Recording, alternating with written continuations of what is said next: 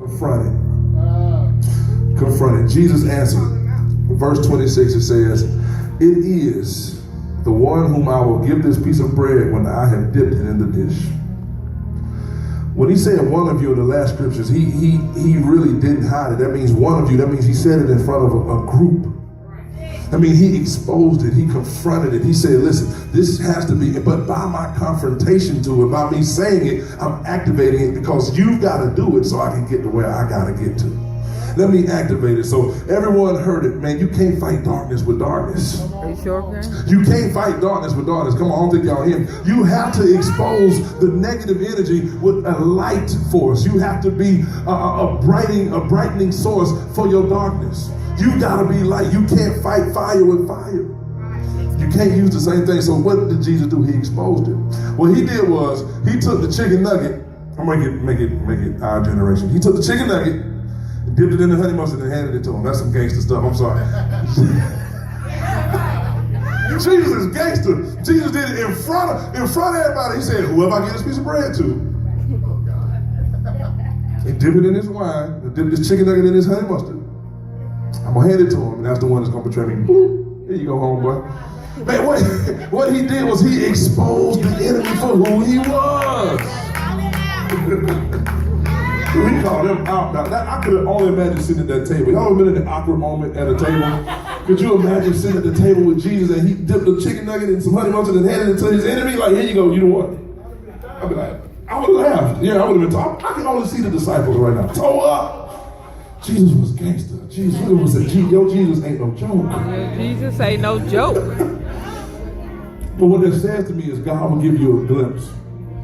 He'll give you a glimpse of the future to be able to identify those who are for you and those who are not. You'll be able to identify them. I know this ain't no shout message. This is a wake-up call. This is more of an internal. Most of y'all are thinking like, do I have fake friends? Do I have people that don't like me? Do I have, like, wow, man, what is that person? Man, oh, wow, okay, let me reconsider. I get it. But Jesus did all this with a straight face. Could you imagine? Could you imagine? I'm sorry, I'm done. I'm off my rant now. Jesus never got upset because he knew Judas had a purpose, though. He knew Judas had a purpose in his life, man. Listen, don't waste your time being mad at people. Don't waste your time wondering what they're going to do. Don't be trying to get revenge. Come on for my car key ministries. I got some women in this church that are keyed up somebody's car. I'm just saying, I don't know who you are. You don't raise your hand. Because men don't keep cars. That's something we just don't do. Unless they flamboyant. Listen. Don't waste your time. You ever sugar the tank?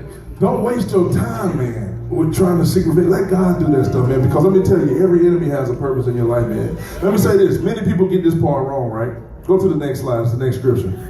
Many people think Judas betrayed Jesus after this. This is what's crazy. I for a long time believed that Judas betrayed Jesus after that moment and he ran out with the little piece of bread. I wonder if he ate that bread. Anyways, that's another story. But Judas walked out. And they thought that's when he went and sold him out. But Jesus was speaking to an action that had already taken place. Let's go to Matthew 26:14. It says, then one of the 12, who was called Judas, went to the chief priests and said to them, what will you give me if I hand him over to you? And they paid him 30 pieces of silver. From that moment, he searched for an opportunity to betray him. From that moment, he searched for the moment to betray him. Now this is what's crazy, because after that it says then he went and had dinner with him. So at the end of the day, this moment took place beforehand. So Jesus felt the nature of his heart already in the room. You can look at people's body language, people's identity, people's look at how they look at you when you walk in the room. You can see the silence and the monotony. You can feel it and be able to expose the people that's with you. Preach, Pastor. Done. Walk in heaven. I'm done. Jesus called him out based on the evidence of his actions. He didn't have to be there when he did it. He felt it in his heart, man. You're talking about the Son of Man, the Son of God. You're talking about born of a virgin. You're talking about Jesus. Now, you can't get much past Jesus. Jesus. I'm just trying to help somebody today. I'm done. Don't call him out, but see, this is what Jesus did right. He didn't call him out messy. I'm just teaching today. I'm not going to do too much. He didn't call him out in a messy way. He did it with tact. He did it with strategy. So, man, you don't have to go, you a fake friend. I'm calling you out. You suck. Yeah, no. Just position yourself with strategy. Put yourself in a position to win. Put yourself in a position to not have to make your good be evil spoken of. You don't have to dog nobody out to release them from your life. You just release them from your life and keep going and trust God because you got to fight to win. Hallelujah. I receive this, Lord. Fake friends. Listen, man, stay away from people that specialize in finding problems, please. That specialize in complaining. In this season, you don't have time to gossip. In this season, you don't have time to hang with folks that is broke. This season, you ain't got time to play games. This season, you got to be serious for the assignment and the call that God has placed on your life. I don't care if it's just raising your kids. You got to be serious because you need to win your fight. Whatever your fight is, you got to win. Whatever your fight is, you got to keep pushing. You can't complain. You can't whine. You can't quit. In this season, get away from quitters. People that quit too soon. They walk all the way in the race and they get all the way to the blessed point and turn away and lose it. Them people that lose at the finish line, man. Get away from people that don't have your best interests.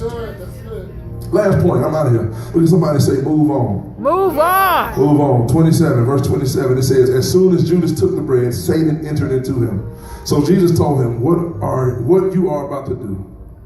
Do it quickly. Look at somebody say, hurry up. Hurry up. After all this, he was still fighting Satan. This is what's crazy. It says he took the bread and Satan entered into him. We still have a devil. For those who keep saying the devil isn't real, I keep saying it every Sunday. The Bible speaks of Satan as the enemy, as the deceiver. That's what you have. This is who you fight. So we're sitting there. It enters into the heart of Judas. He enters into the heart of Judas. And at this time, listen, the bread is symbolic of Jesus releasing Judas to do what he's going to do. When you say, frenemy, whoever you are, I need you to go forth and do what you're going to do, you're releasing that person to do what they're going to do so you can get to where you need to get to. Jesus had to endure the pain of a cross. Of course, he didn't want to. He had to endure the pain. My question is, what cross are you carrying on today? And what's going to get you there? What person is going to push you there? Because there's one thing that you have to do. He didn't say you had to sit at the table with your enemies. He just said you had to sit there and eat in front of them. He says, thou prepares the table before you in the presence of your enemies. Listen to me. He didn't say you had to sit there with them. He just said they got to watch you be successful. That's why you have people just sitting next to you that don't like you, but they sit there because in the presence of your enemies, God is going to upgrade you. Praise, thank you, Lord. Thank you, Lord. I In the presence of your enemies, you're going to get a raise on your job. In the presence of your enemies, they're going to sit in the congregation of church while you preach. In the presence of your enemies, you shall be elevated. I prepare the table. And then he goes forth and says, you ain't got to hang with them, but you got to stand on top of them. Meaning that I'll make your enemies your footstool. They're going to raise you up. They have a purpose. Look at somebody say, Judas had a purpose. Judas had a purpose. You got a Judas. They got a purpose. Don't get mad at them. Don't hurt them. Don't smack them. Don't change them. Just let them know. Hurry up. You got to do what you got to do so I can do what I got to do. I gotta go through the pain so I can get to the purpose. I gotta go through the pain so I can find my passion, so I can get to my destiny. I've gotta come to my destiny, and it's gonna take your pain to push me. Look at somebody say, keep pushing. Keep pushing me, man. I got somewhere to be. I got somewhere to be. Listen, you gotta release them. You gotta release them to do what they're supposed to do. Jesus said, hurry up, go, just hurry.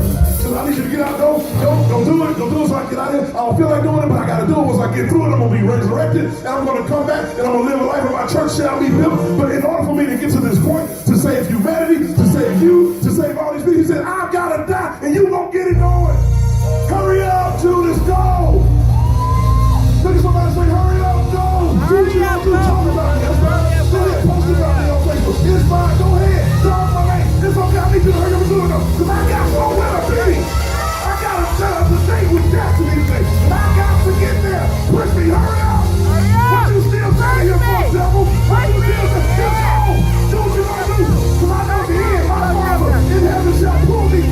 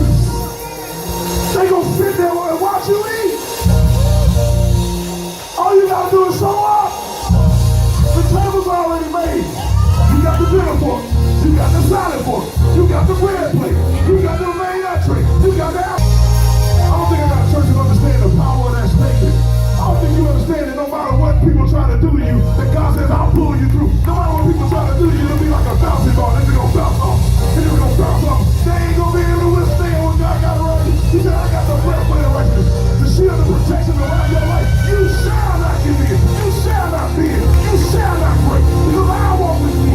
Come on, somebody say, God walks with me. God walks with me. Listen, find two people say, you got to get to your purpose. You got to get to your You got to get to your purpose.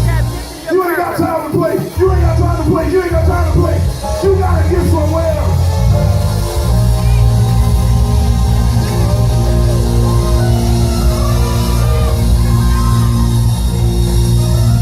Somebody give God praise. Hallelujah. Woo! Listen, in spite of what people throw at you, in spite of what they're going to throw at you, you just believe it's coming. You better keep looking forward, though.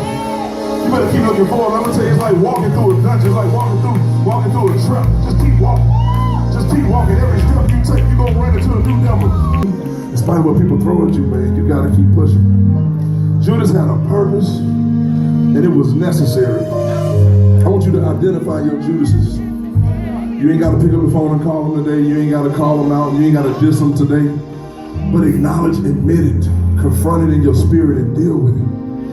Because you got to understand that every attack that has ever come against you has been a purposeful attack. Yeah. Everything that's trying to slow you down, every moment, every person that walked out on you, every person that talked about everything, all that stuff builds who you are today. You are not who you are today unless you had what you had yesterday. Give God praise in this place.